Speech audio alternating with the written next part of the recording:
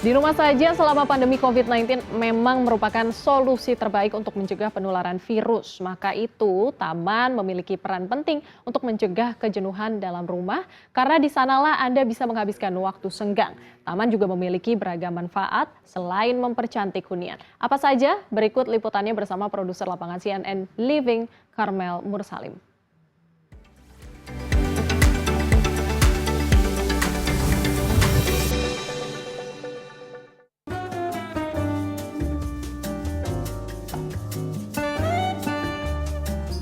Kali ini di CNN Living, Bunda Iras, seorang penggemar tanaman mengundang kami untuk berkunjung ke rumahnya. Bunda Iras mengaku menghadirkan elemen hijau alami dalam rumah sangat bermanfaat bagi kesehatan fisik karena membuatnya sering berjemur dan bergerak saat merawat tanaman. Selain itu, Bunda Iras juga memanfaatkan taman-taman di dalam rumahnya sebagai sarana relaksasi untuk menyingkirkan kejenuhan. Inilah Taman Bunda Iras yang tanaman-tanamannya sudah beliau koleksi selama kurang lebih 20 tahun. Nah, saya sudah bersama Bunda Iras, kita langsung saja ngobrol-ngobrol dengan Bunda. Ada berapa jenis tanaman di rumah ini, Bun? Kurang lebih 100-an kali ya Mbak ya, karena aglonema aja itu jenisnya udah hampir 40-an hampir. Belum yang lainnya, belum anggrek, anthurium, terus ada alocasia, ada adenium, ada caladium. Oke, dari Ya. semua ratusan tanaman ini favoritnya Bunda yang mana, Bun? Favorit saya tentunya ini aglonema, ini jenis ruby pink. Ini saya beli dari kecil, saya rawat, terus ini anaknya banyak, tapi belum nggak dipisahin, jadi udah beranak pinak begini kan.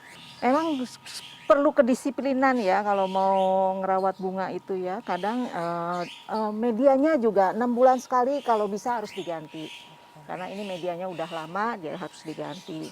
Terus ya dengan hati kali ya. Saya biasa kalau tanaman itu kalau pagi saya ajak ngobrol, saya elap daunnya gitu. Selain halaman depan dan belakang, Bunda Iras juga memanfaatkan balkon di lantai 2 sebagai taman kecil. Selain dipenuhi dengan aneka tanaman, taman di balkon dilengkapi dengan kursi santai untuk berkumpul bersama keluarga. Bunda Iras membutuhkan waktu 1 hingga 2 jam setiap pagi untuk merawat semua tanaman yang ia miliki. Menurutnya, rutinitas ini telah meningkatkan produktivitas dan membawa energi positif dalam rumah.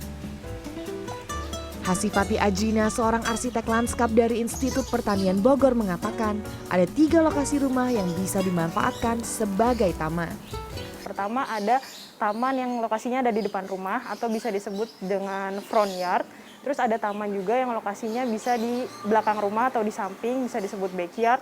Terus ada juga taman yang lokasinya benar-benar di dalam suatu rumah yang dikelilingi seperti tembok gitu, itu disebut juga inner court atau courtyard. Ya, kalau halaman depan pastinya dia cukup banyak sinar matahari ya. Jadi dan posisinya di depan banyak orang lewat untuk datang. Bisa kita sebut dengan welcome area lah. Nah, itu tanamannya biasanya sebagai display atau estetik. Nah, kalau untuk taman di backyard, biasanya backyard itu ukurannya agak besar. Jadi selain fungsi ekologis untuk taman, dia juga biasanya sebagai interaksi sosial si orang yang punya rumah bisa. Nah, kalau untuk taman di dalam inner court itu biasanya lokasinya nggak terlalu besar. Dia juga fungsinya sebenarnya buat transisi antar ruang dan juga sebagai koneksi juga. Misalnya bisa jadi daerah transisi menuju suatu ruang lain gitu. Nah, itu tanamannya kalau misalnya kering berarti tanaman dengan pot gitu yang kering. Ada juga misalnya penggunaan sansevieria, rumput-rumput, terus banyak kerikil biasanya karena pengelolaannya atau pemeliharaannya lebih mudah. Menurut Ajina, setiap tumbuhan memiliki karakteristik yang berbeda, sehingga lokasi menanamnya harus disesuaikan dengan karakter masing-masing tanaman.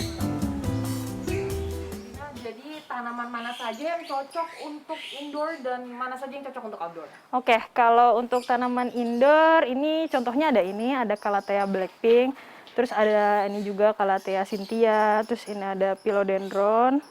Kemudian ini yang cukup ngehits juga, ini ada Monstera deliciosa.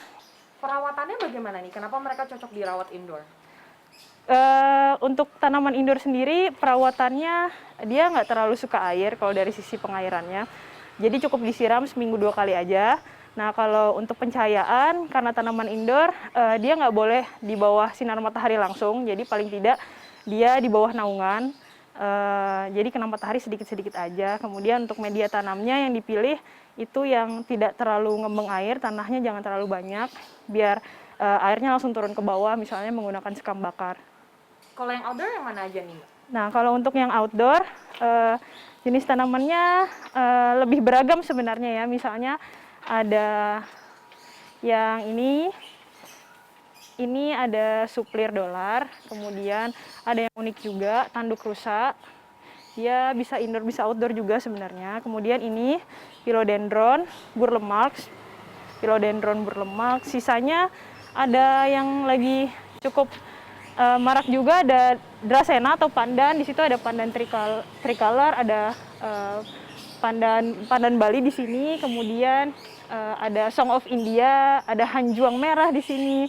Ini juga Spathiphyllum cukup bagus karena dia bisa menyerap karbon sih. Jika Anda ingin mendapatkan efek tenang dan memperbaiki kualitas udara dalam rumah, sekaligus mencari sarana untuk menyalurkan hobi, Anda bisa memanfaatkan sejumlah sudut kosong dalam rumah sebagai ruang untuk tanaman. Karno Mursalim, Arif Yunan, Jawa Barat.